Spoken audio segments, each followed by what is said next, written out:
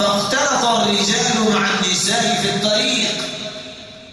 سرتاج رسول مسجد سے نکلے اور آپ نے دیکھا کہ مرد اور عورتیں اکٹھے چل رہے تھے. فقال رسول اللہ صلی اللہ علیہ وسلم للنساء، سرتاج رسول عورتوں سے کہنے لگے استأخرن فإنه ليس لكن أن تحققن الطريق عليكن بحافة الطريق. اے عورتوں پیچھے ہٹ جاؤ، مردوں کے ساتھ تمہارا اختلاف نہیں ہونا چاہیے. علیکن بحافات الطریق، راستوں کے درمیان میں نہ چلا کرو، راستوں کے کنارے پہ چلا کرو. فكانت المرأة تلتصق بالجدار حتى أن ثوبها لا يتعلق بالجدار من لصوقها به. یہ ایک مرتبہ حکم دیا، پھر اس کے بعد کیا دیکھا گیا؟ صحابیات چلتی تو تھی دیوار کے ساتھ اس طرح ساتھ چلتی. اس وقت تو ماربل نہیں تھا، ان کی چادریں دیوار کے ساتھ الجھ جایا کرتی، پھر دوبارہ راستے کے درمیان میں وہ نہیں چلی. ایک وقت ایسا بھی جائے رات کی تاریکی اور مدینہ روشن ہو گیا. پوچھنے والے نے پوچھا کیا ہوا، آج مدینے میں روشنی کیسے ہوگی؟ کہا تمہیں نہیں پتا سورۃ النور نازل ہو گئی ہے اور نور کا مطلب روشنی ہے. فانقلب رجالهم يتلون عليه. پردے کے احکام جب نازل ہوئے مرد پلٹ کے گھروں کو آئے اور آ کے وہ آیات سنائیں. فقامت المرأة الى مرطها المرحل.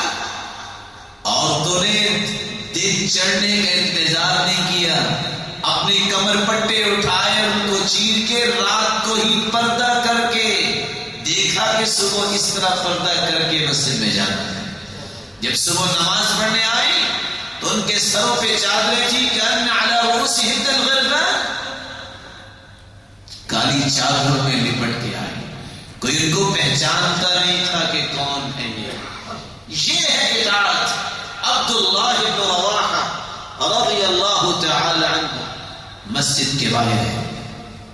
ایک شخص مسجد میں کھڑا ہے، سرتاج رسول خطبہ دے رہے، فرمایا بیٹھ جاؤ. اس صحابی کے کان میں یہ آواز پڑی، یہ مسجد کے باہر ہی بیٹھے. جب خطبہ ختم ہوا خبر دی گئی، آپ نے بلایا، کہا بتائیے آپ باہر کیوں بیٹھے؟ کہا سرتاج رسول آپ کی زبان مقدس سے نکلا ہو کہ بیٹھ جاؤ اور پھر عبداللہ بن رواحہ کی قدم چلنے لگ جائیں، یہ ہو کیسے سکتا ہے؟ اطاعت اصل محبت کی علامت ہے، اتباع اصل محبت کی علامت ہے. اسی لیے اللہ کے رسول نے فرمایا زادک اللہ حرصا علی طواعیت اللہ و طواعیت رسولہ. میرے صحابی اللہ تجھے ایسی حرص میں زیادہ کرے. اطاعت کسی کو کہتے ہیں تمہیں اللہ اور اس کے رسول کی اطاعت میں اور زیادہ کرتے ہیں.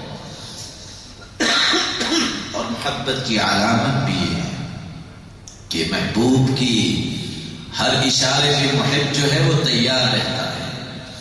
شرط المحبت ان توافق ما تحب على محبته بلا عصيان. فإذا ادعيت له المحبة لا خلافك ما يحب فأنت ذو بهتان.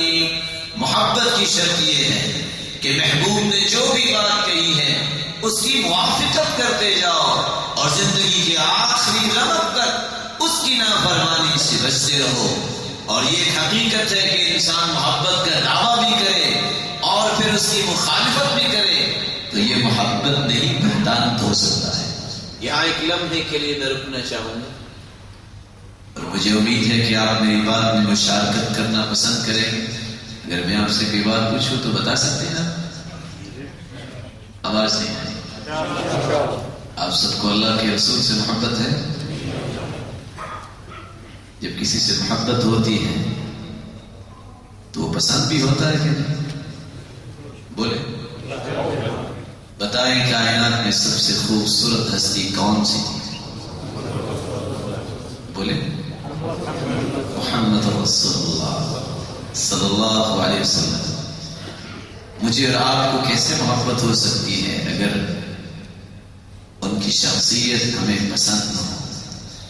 بتائیے کائنات میں ایسا چہرہ دنیا میں اللہ تعالیٰ نے پیدا کیا جیسا کہ ان کا چہرہ مبارک تھا. کیسا چہرہ؟ ابو حمزہ جس کے بیٹے کی آنکھ میں کوئی جیسا نہیں تھا. کہا بیٹے ادھر آج میں بھی تمہیں ایک ہستی دکھانا چاہتا ہوں.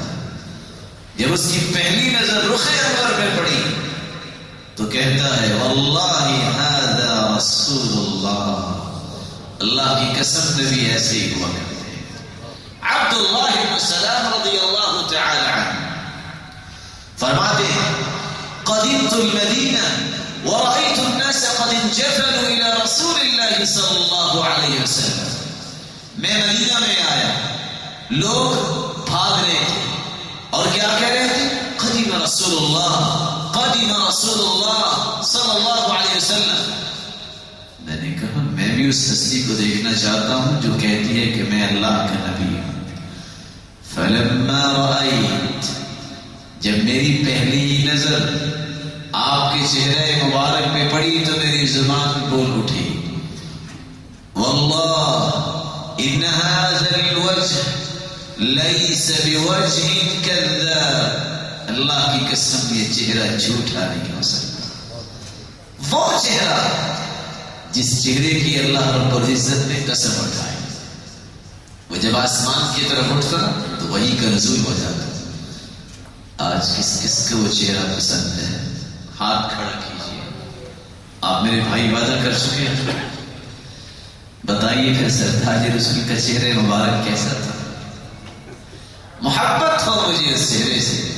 آج تو دنیا کی محبت کسی سے ہو تو شاید ہے, ایسے تو شیروں کو پسند نہیں کرتے تو وہ کہتا ہے لو قالت لي مت سمعا وطاعا وقلت لاسباب المنايا اهلا وسهلا.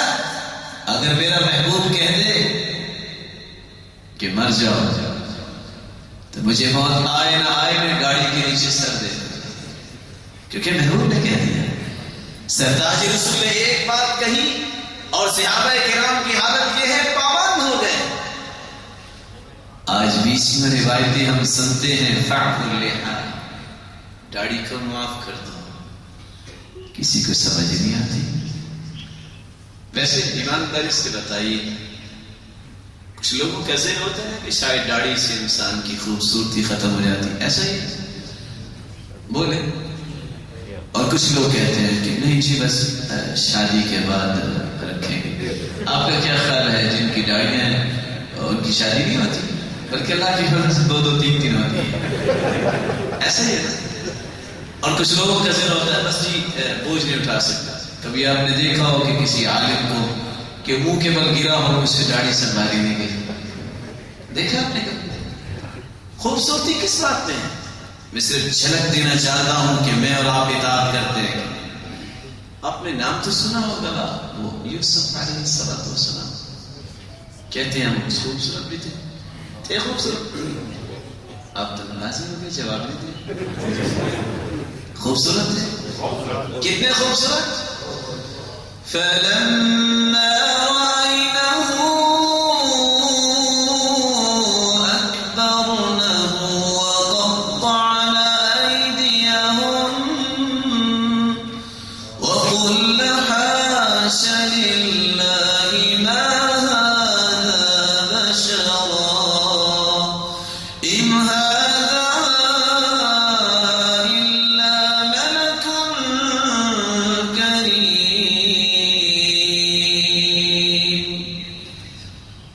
مصر کی شہزادیوں نے جب یوسف علیہ السلام کو دیکھا, ان کی داڑھی تو تھی نا, دیکھتی ہی رہ گئی اور کیا کر بیٹھی؟ بولیں, انگلیاں کاٹ لی. داڑھی کو دیکھ کر حسن اتنا تھا کہ انگلیاں کاٹ لی. سچ بتائیے کسی کتاب میں آپ نے پڑھا یا لکھا ہو کہ کسی میرے بھائی جو بھولا ہوا ہے اس کی شیب کو دیکھ کے کسی عورت نے ناخن بھی کاٹا ہو؟ تو حسن کس میں آواز بولی. اور عورتوں نے کیا کہا؟ وَقُلْنَا حَاشَ لِلَّهِ ما هذا بشرا،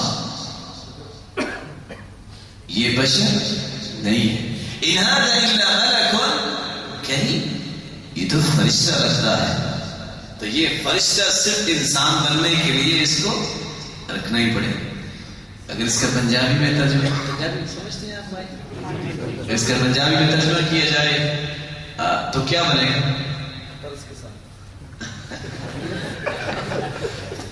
میں ایسا بشرا نہیں ہونے کی بندہ تو نہیں لگتا. ان هذا الا ملک کریم، فرشتہ ہی. کون ہے جو فرشتے کو پسند نہیں کرتا؟ وہ نورانی مخلوق. اور حقیقت یہ ہے میرے بھائیوں، اگر یہ خوبصورتی کو ظاہر کرنے والی چیز ہوتی تو محمد مصطفیٰ کے چہرے مبارک پہ اللہ نہ سجاتے. جو آج چند چٹان کے بال اٹھا کے چلنے میں عار محسوس کرتا ہے، وہ میرا بھائی قیامت کو گناہوں کی گٹریاں اٹھا کے پلسرات سے کیسے گزرے. چلو ایک اور بات پوچھ لیں، آپ میں سے شادی شدہ کون کون ہے؟ سوالات سے کچھ پریشان ہو جاتے ہیں. دیکھو ایک ساتھ میں ہاتھ کھڑا کیا، باقی سب ایسے ہی. جب شادی کا وقت ہوتا ہے وہ کہتے ہیں شوق اسلامیہ، لوگ دیکھنے آتے ہیں نا کہ کون ہے کہ جو ہمارا داماد بنے. تو لوگ کیا دیکھتے ہیں؟ چہرہ ہی دیکھتے ہیں. یا کسی نے کہا ہو کہ میرے منگیتر کا ٹخنا بڑا خوبصورت ہے، کسی نے کہا تھا چہرہ ہی بچنا حسن. میرے بھائی آج کسی نے ایک بیٹی کا نکاح دینا ہو تو وہ چہرہ دیکھ کے دیتا ہے. اور اگر ترمذی کی روایت کو صحیح مان کے کہہ دیا جائے قیامت کو جس نے 72 حوریں دینی ہیں وہ بغیر چہرہ دیکھے دے دے گا؟ سوچیے. آج معمولی سا اسکول بھی ہوتا ہے، بیج لگاتا ہے. انتخابی نشان بھی ہوتا ہے لوگوں کا، بیج ہوتا ہے. آئی ڈی کارڈ چیک کرتے ہیں. جنت میں جاتے وقت یہ آئی ڈی کارڈ چیک ہو گیا تو کیا بنے گا؟ کیا بنے گا؟ اور کچھ میرے بھائی اس سے زیادہ بھول میں پڑے ہوئے، کچھ تو بھولے ہوئے ہیں وہ تو رکھتے ہی نہیں، اور کچھ معمولی سے باز ہیں کہتے ہیں داڑھی ہے. اور میں تو حیران ہوا اپنے اس بھائی کی بات پہ، کیونکہ ہم تو سب کی عزت ہی کرتے ہیں. لوگ گالیاں دیتے ہیں، ہم اس کو جائز ہی نہیں سمجھتے. ہم کہتے ہیں اللہ تعالیٰ ان کو توفیق دے دے کہ مسکراتے جنت میں چلے جائیں. ہماری تو یہ خواہش ہے. پوچھا بھائی یہ کیا؟ کہتے ہیں داڑھی. داڑھی یہ کیسے؟ کہتے ہیں اس کو خشخاشی داڑھی کہتے ہیں. بھائی میں نے تو پہلی مرتبہ یہ قصہ سنی ہے، علماء نے تو ایسا ہی نقل کیا. چلو اس بات کو بھی سمجھ لیتے ہیں. ليلۃ القدر کے بارے میں جانتے ہیں بھائی؟ کب آتی ہے؟ شوال میں کہ رجب میں؟ رمضان میں آتی ہے. اچھا، تو جب ليلۃ القدر کی رات کسی کو نصیب ہو جائے تو اللہ کے رسول صلی اللہ علیہ وسلم نے کیا فرمایا؟ کون سی دعا پڑھنی چاہیے؟ یعنی اللهم انك عفو کریم تحب العفو فاعف عنا. کون ترجمہ کرے؟ ترجمہ کسی کو یاد ہے؟ جی میرے بھائی.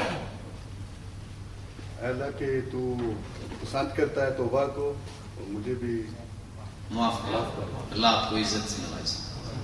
مجھے بھی معاف کر دے. کیا بولے؟ کیا معاف کر دے؟ گناہوں کو. سارے گناہوں کو کہ تھوڑے سے گناہوں کو؟ پھر بولیے.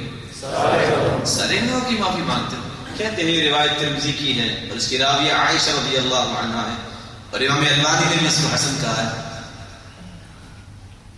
سارے گناہوں کی معافی مانگتے ہیں کہ تھوڑے سے؟ فعفو کا مطلب کیا کرتے ہیں؟ سارے گناہوں کو معاف کرنا. چلو میں پوچھ لیتا ہوں، ممکن ہے آپ نے سنا ہو کسی اعتکاف میں بیٹھنے، معتکف میں بیٹھنے والے کو، یا اللہ اگر 10 من گناہ ہے تو 5 من معاف کر دے اور 5 من رہنے دے. کبھی سنا ہے ایسے آپ نے؟ سارے گناہوں کی معافی مانگتے ہیں. فعفو کا لفظ سارے گناہوں کی معافی. اور اگر 22 روایتوں میں یہ لفظ آ جائے فعفو اللحیٰ، داڑھی کو معاف کر دو، ساری کو کہ تھوڑی کو اب جواب نہیں آئے گا. بولے میری اور آپ کی بات میں تو تناقض ہو سکتا ہے، سرتاج رسول کی زبان میں تناقض کیسے ہو سکتا ہے؟ وہاں بھی سارے گناہوں کی معافی مانگتا ہے، اور جب داڑھی کے لفظ آئے اور صحیح بخاری کی روایت ہو، یہ تو ترمذی کی ہے، تو فاعف اللحا، داڑھی کو معاف ساری نہیں کرنا چاہیے کہ تھوڑی کو؟ بتائیے پھر کون ہے میرا وہ پیارا بھائی جو یہ وعدہ کرتا ہے کہ آج کے بعد میں داڑھی کو معاف کر دوں؟ دیکھتے ہیں ان احادیث کا اثر کتنا ہوا. توفیق تو اللہ نے دینی ہے. کون ہے ساتھی جو شیطان کے ناک پہ اپنی ایڑی لگاتا ہے؟ جن کی ہے وہ کیا کرنا چاہتے ہیں؟ تو ان سے گزارش کر رہے ہیں، ان سے محبت کے ساتھ گزارش کر رہے ہیں جو بھول گئے. کون کون ساتھی ہاتھ تو کھڑا کریں؟ ماشاء اللہ، بارک اللہ فیکم. بات میں یہ کر رہا تھا میرے بھائی، اصل محبت کی علامت یہ ہے کہ اتباع کی جائے. محبت کی دوسری نشانی اللہ یستشکل قول، اللہ کے رسول کے کسی قول میں اشکال نہ پیدا کیا جائے. ومن الادب معه اللہ یستشکل قول بل تستشکل آراء لقولی، کوئی رائے سامنے آئے تو اس رائے کو پٹخ دیا جائے، آپ کے قول کی کوئی تعبیر نہ ہو، اس قول کو مانا جائے. ولا يعارض نصه بقياس، اور اس کی نص جو آپ صلی اللہ علیہ وسلم کی زبان مقدس سے بات نکلی ہے، قیاس کے ساتھ اس کی معارضت نہ کی جائے کہ قیاس یہ کہتا ہے.